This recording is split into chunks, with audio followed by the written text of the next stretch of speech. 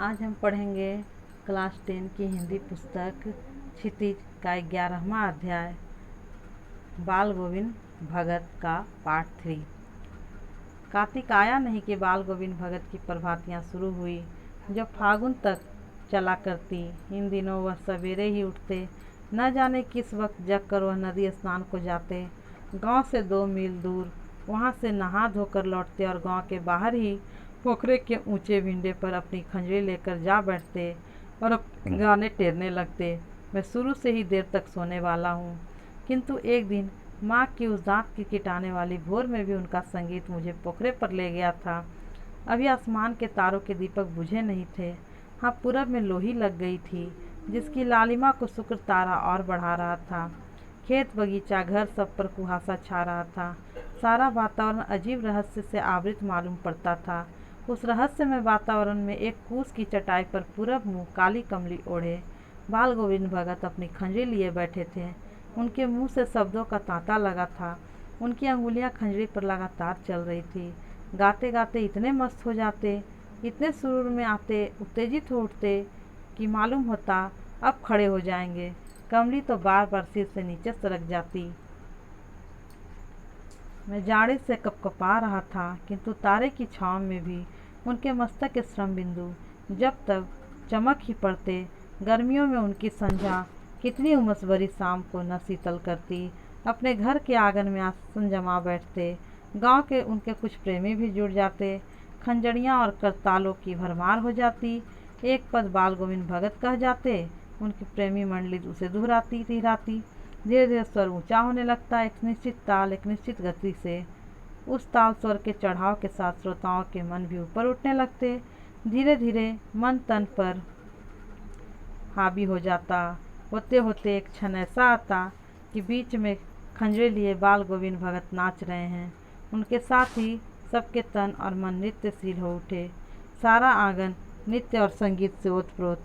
बाल गोविंद भगत की संगीत साधना का चरम उत्कर्ष उस दिन देखा गया जिस दिन उनका बेटा मरा। इकलौता बेटा था, कुछ सुस्त और बोदा सा था, किंतु इसी कारण बाल गोविंद भगत उसे और भी मानते। उनकी समझ में ऐसे आदमियों पर ही ज़्यादा नज़र रखनी चाहिए या प्यार करना चाहिए, क्योंकि ये निगरानी और मोहब्बत के ज़्यादा हकदार हैं। बड़ी साथ से उसकी शादी कराई थी। पतोहू बड़ी ही सुभग और सुशील मिली थी। घर की पूरी प्रबंधिका बनकर भगत को बहुत कुछ दुनियादारी से निवृत्त कर दिया गया था। उनका बेटा बीमार है, इसकी खबर रखने को लोगों को कहाँ फुर्सत, किंतु मौत तो अपनी ओर सबका ध्यान खींचकर ही रहती है। हमने सुना बाल गोविंद भगत का बेटा मर गया। कुतूहल बस उनके घर गया, देखकर दंग रह गया। बेटे को आंगन में चटाई पर लिटाकर एक सफ़ेद कपड़े से ढाक रखा है। वह कुछ फूल तो हमेशा ही रोपते रहते। उन फूलों में से कुछ तोड़कर उस पर बिखरा दिए हैं। फूल और तुलसी दल भी।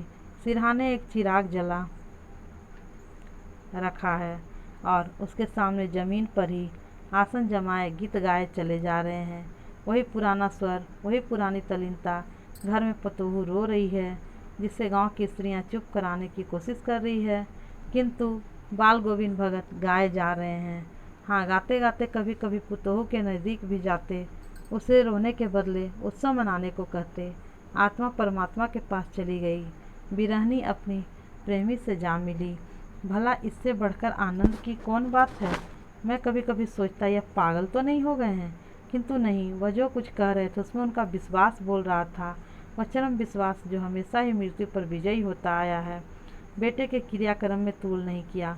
पतोहू से आग दिलाई उसकी, किंतु ज्यों ही श्राद्ध की अवधि पूरी हो गई, पतोहू के भाई को बुलाकर उसके साथ कर दिया, यह आदेश देते हुए कि दूसरी शादी कर देना।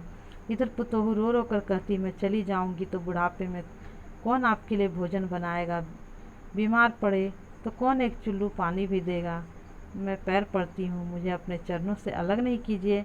लेकिन भगत का निर्णय अटल था। तू जा, नहीं तो मैं ही इस घर को छोड़कर चल दूंगा।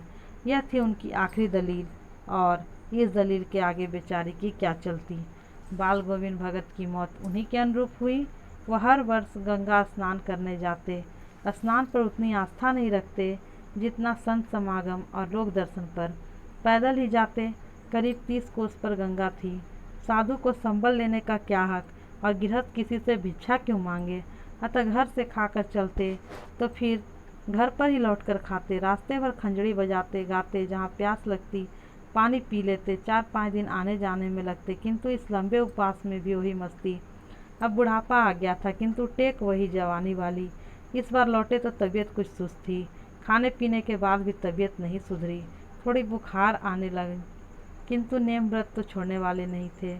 वही दोनों जून गीत, स्नान ध्यान, खेती बाड़ी देखना। दिन दिन छीजने लगे। लोगों ने नहाने धोने से मना किया, आराम करने को कहा, किंतु हंसकर टाल देते। उस दिन भी संध्या में गीत गाए, किंतु मालूम होता है जैसे तागा टूट गया हो, माला का एक एक दाना बिखरा हुआ। भोर में लोगों ने गीत नहीं सुना, जाकर देखा तो बाल गोविंद भगत नहीं रहे, सिर्फ उनका पंजर पड़ा है।